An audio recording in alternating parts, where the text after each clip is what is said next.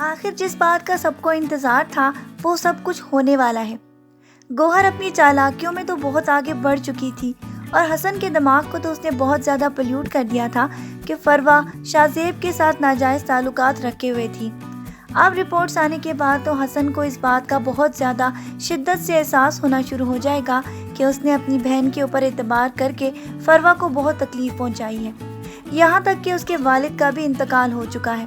اب وہ جائے اس کے پاس تو کس منہ کے ساتھ، کیونکہ اس نے اس کے ساتھ جیسا سلوک روا رکھا تھا اب پچھتاوے کے سوا اس کے پاس کچھ بھی نہیں۔ فروا اور اس کے بچے کی رپورٹس اب چیخ چیخ کر یہ بات ثابت کر رہی ہیں کہ جو الزام گوہر نے فروا کے اوپر لگائے تھے وہ سب کے سب جھوٹے ہیں۔ وہ بچہ تو اسی کا ہی ہے، لیکن گوہر تو یہ ثابت کرنے کی کوشش کر رہی تھی کہ یہ بچہ شاہ زیب کا ہے۔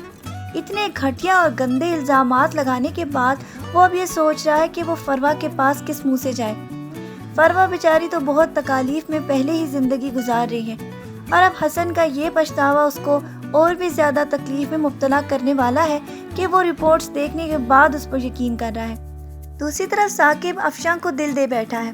اسی لیے جب اس کو پرپوز کرے گا تو افشاں اس کو بہت ساری باتیں سنا دے گی کہ تم تو رابی کو بھی تحفظ نہ دے سکے، تم مجھے کیا تحفظ دو گے۔ اس کی یہ ساری کی ساری کی ہوئی باتیں ثاقب کو بہت تکلیف پہنچائیں گی، کیونکہ وہ یہ سوچ بھی نہیں سکتا تھا کہ اس کے بارے میں لوگوں کی یہ رائے ہوگی۔ لیکن رابی کے ساتھ کیے ہوئے سلوک اس کو آہستہ آہستہ یاد آنا شروع ہو جائیں گے، اور اس کے بعد جب جہانگیر اس کو اپروچ کرے گا اور اس سے پوچھے گا کہ تمہارا رابی کے ساتھ کیا تعلق ہے، کیا تم لوگ واقعی ہی دوبارہ ایک ہونا چاہتے تھے، ثاقب اپنی ساری باتیں جو کہ اس کو افشاں کہہ چکی ہے اس کے بعد یہ بات ریئلائز کرنے کے بعد جہانگیر سے یہ کہہ دے گا کہ میرا رابی کے ساتھ شادی کے بعد کوئی بھی تعلق نہیں تھا۔ یہ ساری باتیں جو کچھ میں نے تمہیں کہی تھی یہ سب کی سب گوہر کی ہی ہوئی تھیں۔ آگے آنے والی ایپیسوڈز میں آپ یہ بھی دیکھیں گے کہ گوہر کے بیٹے عمر کے ساتھ رابی کا بہت زیادہ پیار کا رشتہ قائم ہونا شروع ہو گیا ہے۔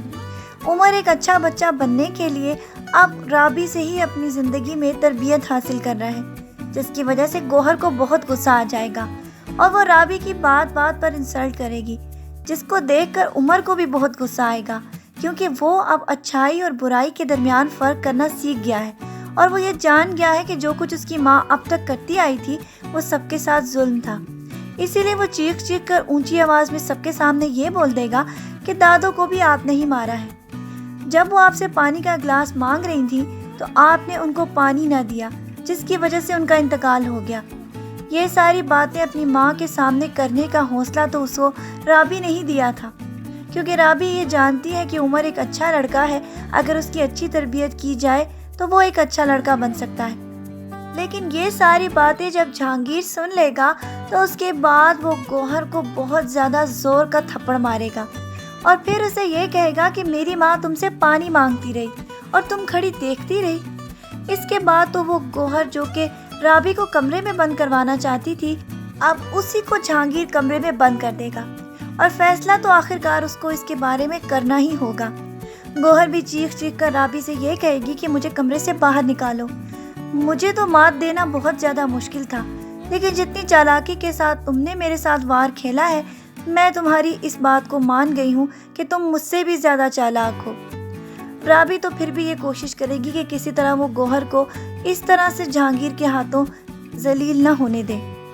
لیکن اب جہانگیر یہ فیصلہ کر چکا ہے کہ وہ رابی کو اپنی زندگی میں وہ مقام دے گا جس کا وہ اس سے وعدہ کر چکا ہے۔ گوہر تو سب کو بد کردار اور اس کے علاوہ طلاق دلوانے کی سازشوں میں لگی ہوئی تھی، اب یہ سب باری اسی کی ہے،